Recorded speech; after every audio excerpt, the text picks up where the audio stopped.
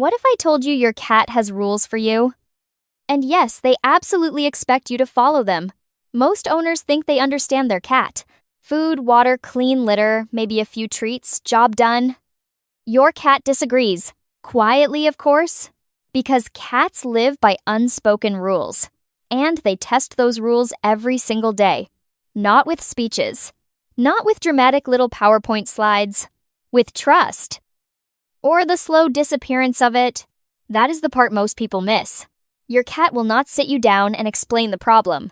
They will just get a little less social, a little less soft, a little less willing to choose you. And that hurts more than people realize. So today we are going through the silent rules your cat expects you to respect. And if you have been breaking them, do not panic. This is not a guilt trip. It is a translation service. Let us start with the one almost everybody gets wrong. And yes, it feels loving, but to your cat it can feel like a threat. Have you ever looked straight into your cat's eyes and held the stare? Maybe you thought it was a bonding moment. Maybe you thought they looked deep, soulful, magical. Your cat thought, "Why is this person coming at me like that?" In cat language, direct eye contact is not sweet. It is pressure. A hard stare is what cats use when tension is rising. It is what happens before somebody backs off or somebody throws paws. So, when you lock eyes and hold it too long, your cat is not always feeling adored. Sometimes they are just trying to diffuse the situation politely. That little head turn, that blink away, that sudden decision to look anywhere else. That was not random. That was your cat trying to lower the temperature. While you were over there making eye contact like a motivational poster, the better move is simple. Look softly. Give a slow blink. Then look away. That says something very different. That says I see you and I am not a problem. And once you know that a lot of little moments start making sense, especially the next rule which people break, while calling it affection. Why does your cat go from purring in your lap to biting your hand? And then somehow, you are the one sitting there shocked. You thought it came out of nowhere. Your cat would like to file a correction. It did not come out of nowhere. You just missed the exit ramp. Cats have a touch threshold, and when you cross it, pleasure turns into overload. That is why petting can go from sweet to sharp so fast. The switch flips. The cat is not being mean. The cat is saying that was enough and you kept going. The signs usually show up before the bite. A twitching tail, a little skin ripple, ears shifting back, a head turn toward your hand, a sudden stillness. Most people miss those signs because the moment feels cute. And cute has ruined many otherwise intelligent decisions. So here is the rule. Keep petting sessions shorter than you think. Pause early. Let your cat choose whether the contact continues. That is not rejection. That is consent with whiskers. And if this is already making you rethink your whole relationship, hit like and subscribe, because your cat has more rules. And yes, they have been judging you silently for a while. Now let us talk about territory, because this next one feels small to you and enormous to them. You know that one spot your cat always chooses? The blanket, the chair, the corner of the couch, the old box that looks like trash to you and real estate to them. Then one day you move it, or wash it, or replace it with something nicer, and your cat looks offended in a way that feels weirdly personal. That is because it is personal. Cats do not map home the way you do. They map it through scent routine and emotional safety. Their favorite spot is not just a spot. It is a claim, a comfort zone, a tiny piece of the world they made predictable. So when you move it suddenly, your cat does not think, "Wow, fresh decor." They think something important disappeared and nobody consulted me, which is deeply rude actually. That can create real stress. Not because cats are dramatic, although some of them absolutely are, because predictability is safety. And safety matters.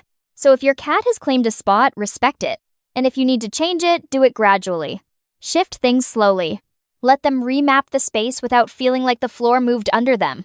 Now the next rule is one people break while trying to be nice, which is honestly very on brand for humans. Do you talk to your cat while they eat? Do you stand there hovering, saying sweet little things while they are trying to focus on the bowl? It feels harmless. To you, to your cat mealtime is a vulnerable moment. Head down. Attention narrowed. Guard lower. That instinct does not vanish just because the bowl is ceramic and overpriced. The body still remembers. So when you talk, lean in, touch them, or linger right over the food, your cat cannot relax fully. Part of their brain is eating. Part of it is tracking you. And that split matters more than people think. Some cats start eating too fast. Some become tense around the bowl. Some start avoiding the whole setup. And in multi-cat homes, this gets even messier. Because another cat too close to the bowl creates the same pressure. No words needed. Just tension. The rule is simple. When your cat is eating back off, no touching. No hovering. No little speeches about how crunchy dinner looks tonight. Give them space. Give them privacy. Those few minutes belong to them. That is the deal.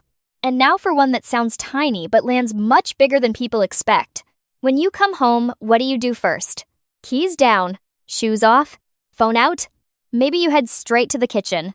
Meanwhile, your cat is right there, watching, waiting, and you walk past them like the reunion can be scheduled for later. Your cat notices. Cats do not greet casually. When your cat shows up at the door, approaches with tail up, or chirps when you walk in, that is not random traffic. That is a social ritual. That is your cat choosing to acknowledge you.